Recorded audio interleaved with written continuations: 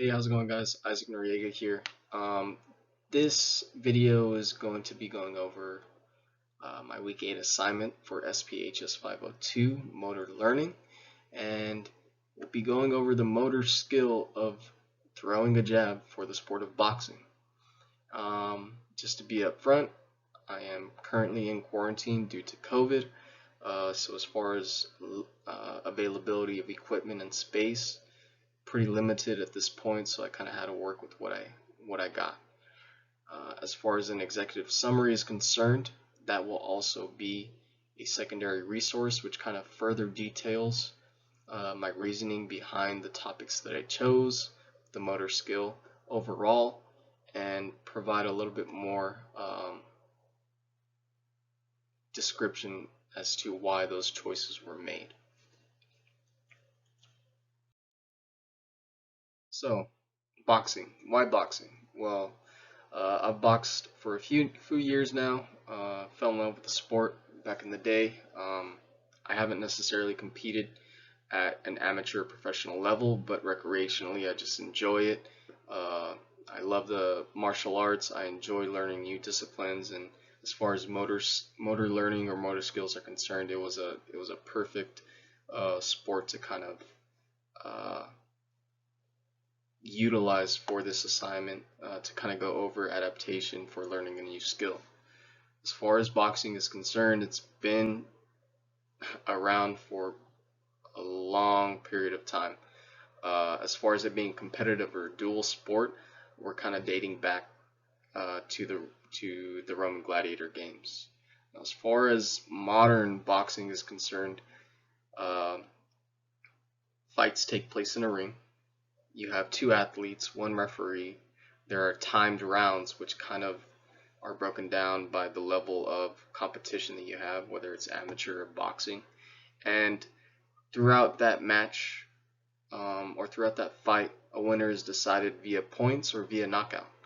And the individuals who come up with that decision are going to be the judges that are watching that fight. Boxing skills and fundamentals. So obviously boxing is a very technical sport, and it requires a lot of skills and attributes. Some of those skills and attributes are going to be speed, agility, accuracy, explosiveness, conditioning, strength, endurance, fighter IQ, and discipline. As far as the fundamentals, they've broken down into three portions, which is going to be stances, punches, and defense. So your stances can be broken down into two, right? Left hand and right hand dominant, so that's going to be orthodox for right-handers and southpaw for left-handers. Punches, the primary punches that you utilize in boxing is going to be a jab, a cross, a hook, and an uppercut. And as far as defense is concerned, it comprises of a lot of different aspects of boxing, which kind of breaks down into footwork, bobbing and weaving, which is essentially slipping away from a punch, blocking or parrying, body rotation, so making yourself into a smaller target area for your opponent by blading the body off to one side or the other, covering up, protecting your midsection, upper torso, and then obviously the head, and clinching, which is pretty much closing the space between you and your opponent, allowing you time to kind of recover before letting him go and then regaining that distance again. Boxing styles and equipment, very quick. Styles are kind of broken down into infighters, outfighters, and sluggers. So as far as infighters are concerned, these are individuals that like to box directly in the pocket or kind of at close range. Outfighters are distance strikers or counterpunchers who are very good with their accuracy and precision to kind of catch you at the appropriate times. And sluggers are the aggressive strikers who continue to move forward, enjoy being in a brawl, and love to be at that close range. Very, very aggressive. As far as the equipment required for boxing, you obviously require hand wraps to protect the wrist and the knuckles of the hand. You need boxing gloves as added protection, boxing shoes due to the slipperiness of the canvas, and also you require a mouthpiece, groin protection, and then headgear depending on level of competition and whoever is running the event, if they require that or not. As far as the skill choice is concerned, with in relation to the assignment, motor skills, they're typically taught to a population which is novice, and again, one of the foundational movements of boxing, as far as techniques are concerned, is going to be the jab. It's utilized by pretty much everyone in the boxing game. So again, the jab was the skill choice. It's thrown with the lead hand. It's a foundational technique and movement, and it's used for both offense and defense. So it was a very, very clear choice. As far as some benefits of the jab, it allows you to disrupt, counter, dominate the ring as far as spacing is concerned, and control where your opponent's going to go. It also allows you to set up for any follow-on techniques and can be thrown in a wide range of variety and angles if mastered correctly. As far as the jab is concerned, there are skill classifications and organization that need to be met as far as motor skills. So the jab is going to be a gross skill just for the fact that it involves large muscle movements and patterns. It will be an open skill, and it will also be externally paced just due to the fact that boxing is a very unpredictable sport. It requires a lot of fighter IQ to kind of read your opponent and kind of adapt to the surroundings or environment that you're placed in. And it really dictates how quickly you're going to perform the movement or those techniques. So it really dictates the rate, the reaction, and the response that you're going to have during a bout. The skill itself of the jab is going to be defined as a serial skill, which comprises of discrete skills, which are defined as something that has a clear beginning and end. So a couple discrete skills turn into a serial skill as far as the jab is concerned, because we can kind of break down the jab into a couple portions, which will assist us later in actually teaching a specific population.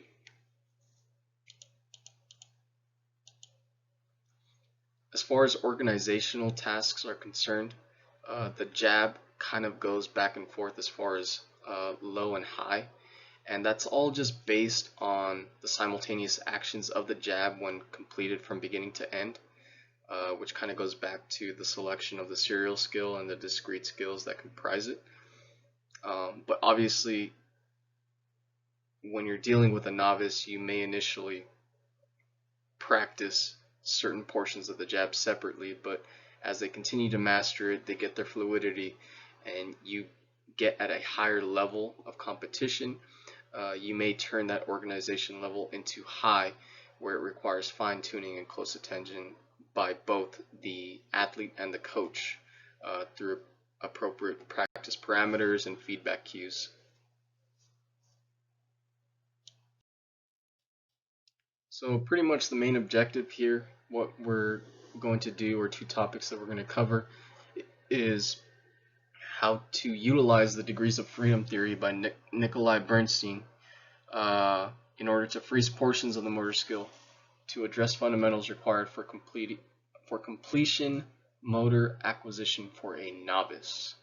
And the second thing we'll be talking about is utilizing appropriate training parameters for a specific population, motor skill, and transferring of skills to a realistic environment of competitive scene. Right, so we kind of want to make that jump in order to transfer those skills from practice to a competitive environment. Now, as far as the jab is concerned, right, the jab comprises of principles and fundamentals itself. So those are going to comprise of muscle relaxation, ensuring that the individual makes a fist when executing the technique. They're utilizing appropriate weight transfer. They're retracting that arm as quickly as they can back to a defensive position, and they're making sure that they're not telegraphing or making it known that they're going to be throwing that jab. As far as fundamentals are concerned, striking surface is very important along with target areas. So where you land that jab is going to significantly assist you as far as a fight is concerned, and then obviously target areas where we're trying to throw, whether that be to the body, the arms, the head, or off to the side next to the ribs, or wherever else we're needed, right? So we're looking primarily at the upper torso, the head areas. Alright, so here we have an execution of a jab demonstrated by myself, and we're just going to watch a few repetitions just to kind of get an idea from start to beginning of how the jab should primarily look when motor acquisition or adaptation has been achieved.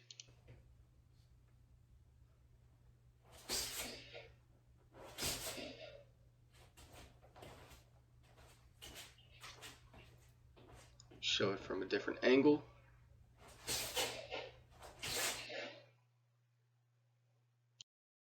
Alright, so now that we've seen a demonstration of how to properly execute a jab, we can get into the first topic, which is freezing the degrees of freedom for the motor skill. Now, one of the biggest things you need to understand, again from a novice perspective, is that footwork and stance is crucial and typically a mistake that new boxers perform. So again, when we're talking about the skill type, the jab is considered a serial skill which is comprised of discrete skills, have a beginning and an end. And in this case, utilization of the degrees of freedom, we can isolate a portion of the body and focus our attention on a specific movement of this technique. And in this case, that first portion is going to be the lower body, which is going to primarily focus on stance and angles of movement in and out. Isolation of the upper body is going to happen, so that's going to consist of the shoulder, elbow, wrist, and neck, which are sitting in a static position and not necessarily being utilized. And the video itself will go ahead and demonstrate that.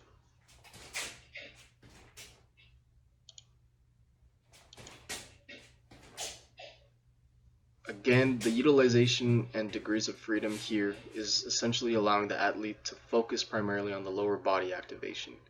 And by doing so, they're increasing familiarity with the stance, distance, and angles of movement, along with timing and coordination, which is typically a problem for novice populations.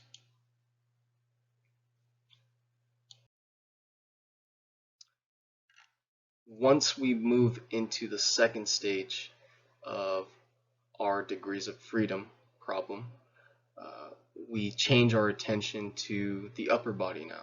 So now our upper body is comprising solely of the extension and retraction of that lead hand and executing the jab from the upper portion of the body. Isolation is going to be broken down to the lower body portion, which is going to consist of the ankle and the knees. Another one that can be added on here is the hips, just due to the fact that there is no anterior or posterior movement. It's all of the hip activation is going to be from a rotational standpoint, and that video will go ahead and comprise that as well.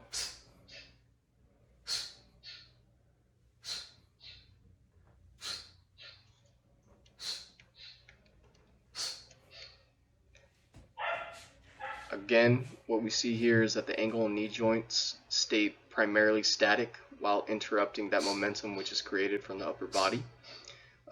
These muscle groups and joints are frozen to pretty much essentially allow the athletes to focus on precise portion of extension and retraction of the arm. What you see here is positioning of the arms and elbows tight to the body, rotation of the wrist, rolling of the shoulders for protection, hip rotation, which is blading or slight blading of the body from a 45-degree angle to a 90-degree angle, which one makes you a smaller surface area or target area generates your power, and you also have that quick reaction back to a defensive position for protection, while also taking into account that that rear hand position has always been in place to protect in the case of any counter strikes towards you.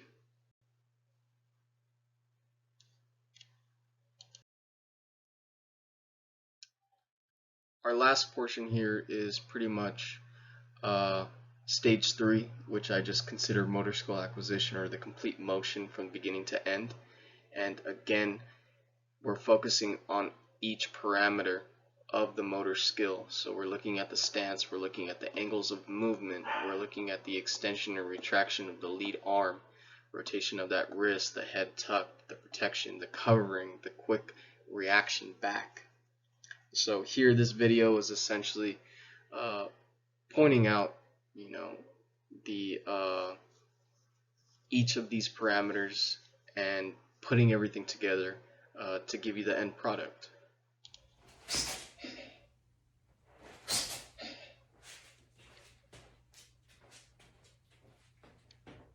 And essentially what we're doing here is we're utilizing that degrees of freedom and only releasing those joints or muscle groups when the individual, both athlete and the coach, feel that they can go ahead and move forward with the stages of learning. By doing so, you're creating dynamic coordination and confidence in that movement when it's being taught.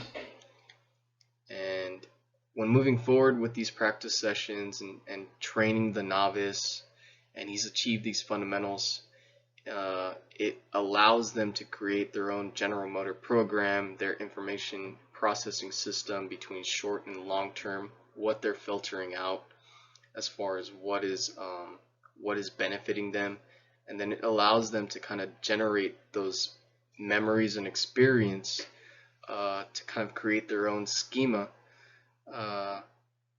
for the motor skill itself, which are all based on previous experiences and aid them in kind of the reaction and response time, which kind of goes back to boxing in and of itself. It's very unpredictable, very high paced. The technicality of the sport itself, the fighter requires a high IQ as far as adapting to their environment and their opponent.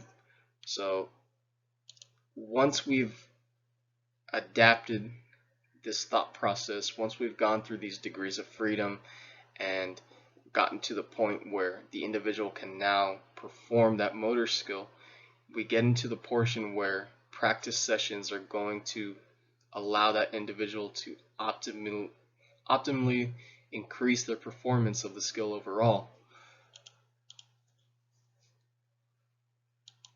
So heading into the practice session, a specific population is going to be a novice. Specific motor skill would be a lead hand punch, or in this case the jab.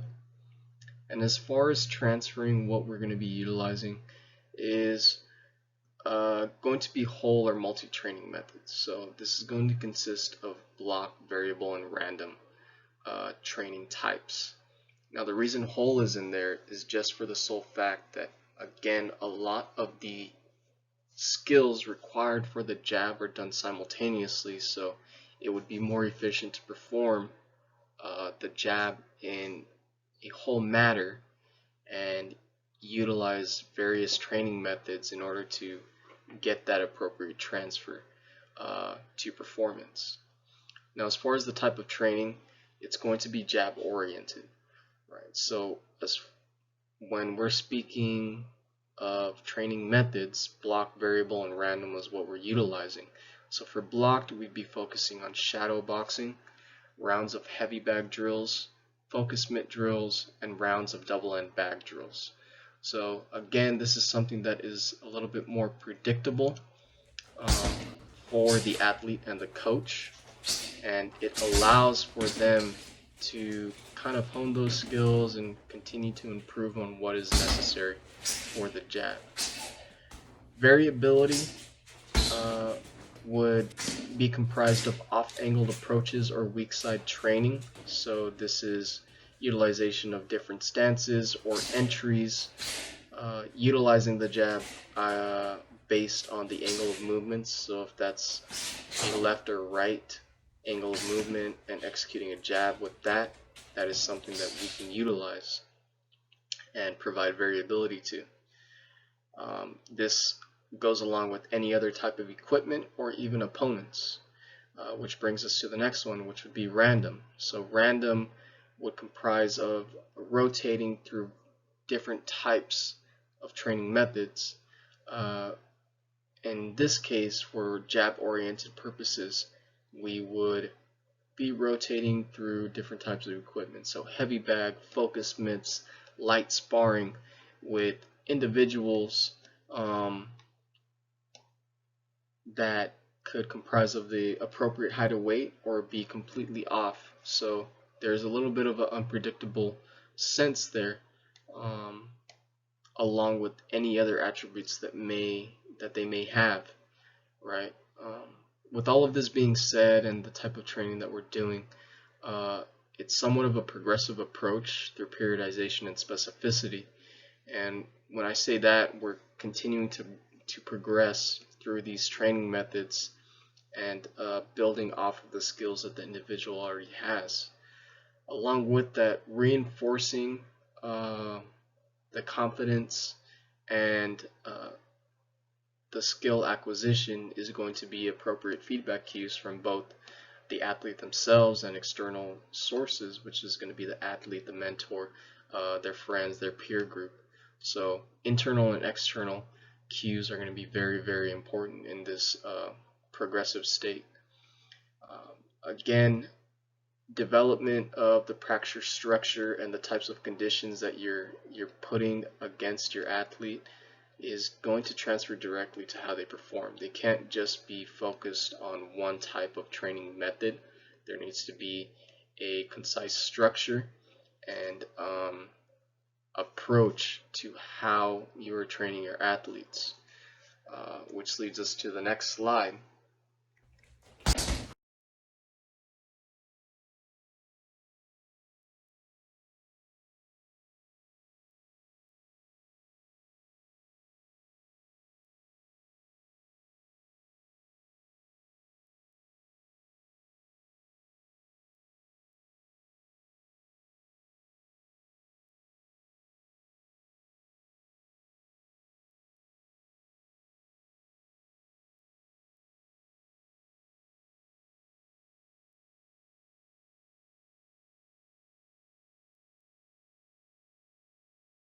So going off of that, we have a practice session here, which is specifically for jab conditioning, primarily focused on a novice population, with the intent of, again, conditioning that jab and making sure that they are exposed to different types of training methods, however, utilizing the whole skill from beginning to end to get those repetitions in, allowing for both internal and external feedback cues from both the athlete and the coach to continue to strengthen them in kind of a progressive approach.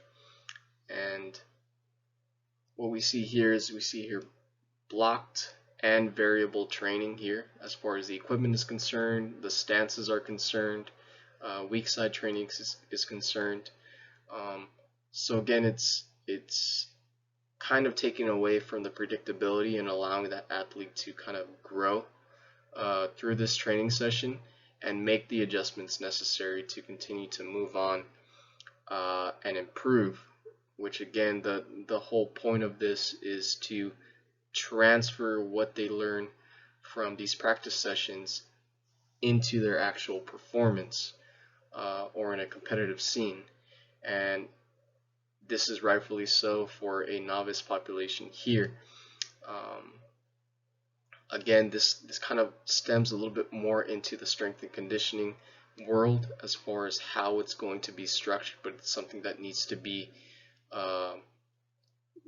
approached with attention and distinction, just to make sure that the individuals are progressing appropriately and they're not plateauing at a certain point or having issues with errors that they're making based off of uh, the training or the learning approach that was provided to them. So this kind of covers the basis again for a novice population, kind of getting into the weeds of performing those training sessions.